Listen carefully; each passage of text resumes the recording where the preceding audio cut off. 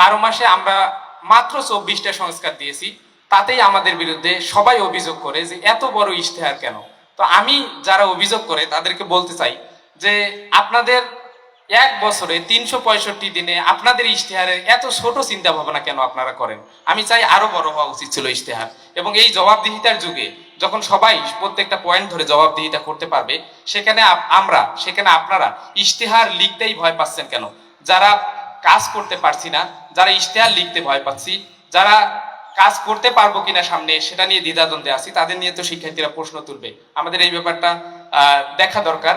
আমরা কামিনী রায়ের কবিতার মতো যেন হয়ে না যাই, করিতে পারি না কাজ, সদা ভয়ে সদা লাশ, সংশয়ে সংকল্প টলে, পাশে লোকে কিছু বলে। আমি আমার ইশতেহারগুলো বর্ণনা করছি। ইশতেহারগুলোর প্রথমেই আমরা দিয়েছি 10টা হ্যাঁ এবং 10টা না, যেই ব্যাপারগুলো আমরা এই ক্যাম্পাসে চাই এবং যেই ব্যাপারগুলো একেবারেই নিষিদ্ধ করতে চাই, সেই ব্যাপারগুলো 10টি হ্যাঁ এবং 10টি না এর পর্যায়ে আছে। আপনারা এটা দেখে নিতে পারবেন। এবং আমাদের ইশতেহারের প্রথম যে ইশতেহারটা, সেটা হচ্ছে আমাদের জুলাই আকাঙ্ক্ষা বাস্তবায়ন। জুলাই আকাঙ্ক্ষা বাস্তবায়নের ক্ষেত্রে আমরা দেখেছি যে আমরা অনেকেই ইশতেহারে এটা যুক্ত করিনি, অথচ জুলাই থেকে আমরা শিখেছি আমরা কিভাবে আমাদের কার্যক্রমগুলো পরিচালনা করব, কিভাবে সহাবস্থানের রাজনীতি এখানে করতে হয়, কিভাবে একনায়কতন্ত্রের বিরুদ্ধে, ফেসিবাদের বিরুদ্ধে সবাইকে টিকে থাকতে হয়, সবাই সবার প্রতি শ্রদ্ধা রেখে কিভাবে রাজনীতি করতে হয়, রাজনীতি করা মানুষ এবং রাজনীতি না করা মানুষ সবাই সবার প্রতি কিভাবে শ্রদ্ধা রাখতে পারে, সেটা আমরা শিখেছি জুলাই থেকেই।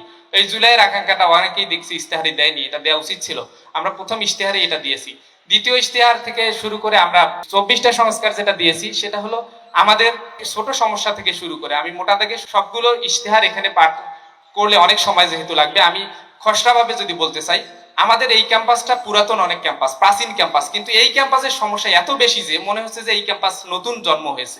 এই ক্যাম্পাসের সমস্যাগুলো প্রত্যেকটাই ফাইন্ড আউট করতে হবে। আমরা যদি সমস্যাই ফাইন্ড আউট করতে না পারি, তাহলে সমাধান করব কিভাবে? আমরা 24টা সমস্যা ফাইন্ড আউট করছি এবং সেগুলোর বিস্তর সমাধান এবং 12 মাসে যে 24টা সংস্কার বাস্তবায়ন করা সম্ভব সেটা আমরা উপস্থাপন করেছি। এবং আমাদের চার্ট থাকবে। আমরা ডাইনিং ক্যান্টিনের সমস্যা থেকে শুরু করে, অনাবাসিক শিক্ষার্থীদের সমস্যা থেকে শুরু করে, আমাদের মেডিকেলের সমস্যা থেকে শুরু করে, আমাদের লাইব্রেরিগুলোতে, রিডিং রুমগুলোতে এসি নাই, আমাদের পড়াশোনার পরিবেশ নাই, আমাদের শিক্ষার্থীরা কোনো একটা সমস্যা হলে আমাদের শিক্ষার্থীরা ট্যাগিং বোলিং এর শিকার হয়। এই সবগুলো সবগুলো সমস্যা আমরা সুন্দরভাবে বাস্তবায়ন করতে পারবো। এবং বাস্তবায়ন করতে পারবো কিনা এটা যদি কেউ জিজ্ঞেস করে, তাহলে আমি বলতে চাই যে 12 মাস লাগবে না, আমরা 6-7 মাসে এটা বাস্তবায়ন করে নতুন কাজ করবো ইনশাআল্লাহ। সম্মিলিত শিক্ষার্থী জোট।